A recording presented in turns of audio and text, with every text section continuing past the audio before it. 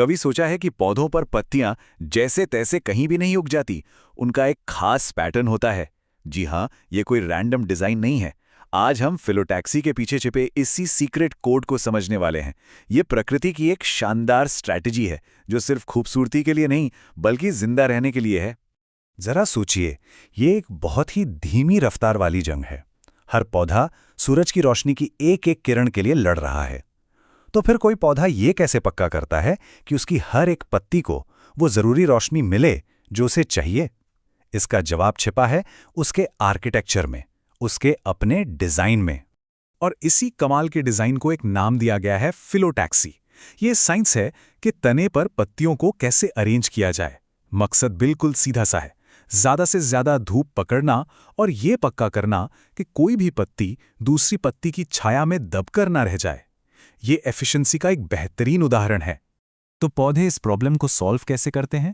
चलिए उन 3 बेसिक रणनीतियों या ब्लूप्रिंट्स को समझते हैं जिनका इस्तेमाल वो अपनी पत्तियों को जमाने के लिए करते हैं। तो सबसे पहले बात करते हैं उस पैटर्न की जो सबसे कॉमन है। एक ऐसा पैटर्न जिसे हम सब ने सैकड़ों बार देखा होगा, पर शायद उसका नाम नहीं जानते होंगे। इसे कहते हैं ऑल्टरनेट या स्पाइरल अरेंजमेंट। यहां होता क्या है कि तने के हर पॉइंट से, जिसे हम नोड कहते हैं, सिर्फ एक पत्ती निकलती है। और अगर ध्यान से देखा जाए तो ये पत्तियां एक स्पाइरल यानी कि एक घुमावदार सीढ़ी की तरह ऊपर चढ़ती हैं। ये सिंपल सा डिजाइन पक्का करता है कि ऊपर वाली पत्तियां नीचे वाली पत्तियों को पूरी तरह ढक न लें। इससे हर पत्ती तक धूप पहुंच पाती है। सरसों, गुड़हल और पीपल में ये पैटर्न बिल्कुल साफ दिखता है। अच्छा, अब आते हैं दूसरे ब्लूप्रिंट पर, जहां पौधे एक अलग ही स्ट्रैटेजी अपनाते हैं, टीम वर्क वाली। इसका नाम है ऑपोजिट पैटर्न। जैसा नाम से ही पता चल रहा है, इसमें हर नोड से 2 पत्तियां निकलती हैं, एक दूसरे के ठीक आमने सामने। पर यहां एक मजेदार ट्विस्ट है। इस अरेंजमेंट को करने के भी 2 अलग-अलग तरीके हैं। इसमें 2 दिलचस्प वेरिएशन है। पहला है ऑपोजिट डेक्यूसेट। इसमें पत्तियों का हर जोड़ा अपने से नीचे वाले जोड़े से 90 डिग्री के एंगल पर घूम जाता है। अगर पौधे को ऊपर से देखें ना, तो एक प्लस प्लस का साइन जैसा दिखेगा, जिससे छाया कम से कम बनती है। और दूसरा है ऑपोजिट सुपरपोज्ड, जहां सारे जोड़े एक ही लाइन में होते हैं, जैसे सीढ़ी के डंडे। इनके क्लासिक एग्जाम्पल्स की बात करें तो आक और पुदीने में डेक्यूसेट अरेंजमेंट मिलता है, जहां हर अगला जोड़ा पिछले से 90 डिग्री पर होता है। वहीं अमरूद और जामुन के पेड़ों में सुपरपोज्ड पैटर्न होता है, जहां पत्तियां एक सीध में लगी होती हैं। अगली बार ये पौधे दिखें तो जरा गौर कीजिएगा। और अब बारी है तीसरे और आखिरी बेसिक डिजाइन की, जहां पौधे जितना ज्यादा उतना बेहतर वाले सिद्धांत पर चलते हैं। इसे कहते हैं वर्ल्ड या वर्टिसिलेट पैटर्न। इसमें होता यह है कि एक ही नोड से 3 या उससे भी ज्यादा पत्तियां निकलती हैं और तने के चारों तरफ एक घेरा, एक वर्ल बना लेती हैं। ये उन पौधों में ज्यादा देखने को मिलता है जहां नोड्स के बीच की दूरी बहुत कम होती है। सप्तपर्णी और कनेर के पौधे इसके बेहतरीन उदाहरण हैं। तो चलिए फटाफट एक रिकैप कर लेते हैं। ऑल्टरनेट में हर नोड पर एक पत्ती जो स्पाइरल बनाती है, ऑपोजिट में हर नोड पर 2 पत्तियां, और वर्ल्ड में हर नोड पर 3 या उससे ज्यादा।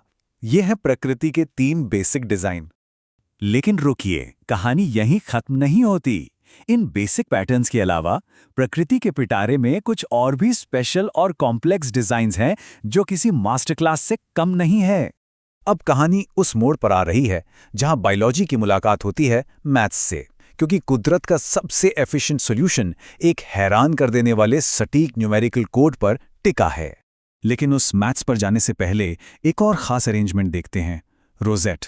इसमें पत्तियां जमीन के पास पौधे के बेस पर एक टाइट गुच्छे में उगती हैं, जैसे सिंगपर्णी या गाजर के पौधे में देखा जा सकता है। यह उन्हें जमीन के करीब रहने और नमी बचाने में मदद करता है। और अब बात करते हैं लाइट कैप्चरिंग एफिशिएंसी के सबसे ऊंचे लेवल की। वो है फाइबोनैची स्पाइरल। ये वो जगह है जहां प्रकृति अपनी मैथ्स की जीनियस होने का सबूत देती है। ये जो फाइबोनैची स्पाइरल है ना, ये असल में ऑल्टरनेट पैटर्न का ही एक सुपर एडवांस्ड वर्जन है।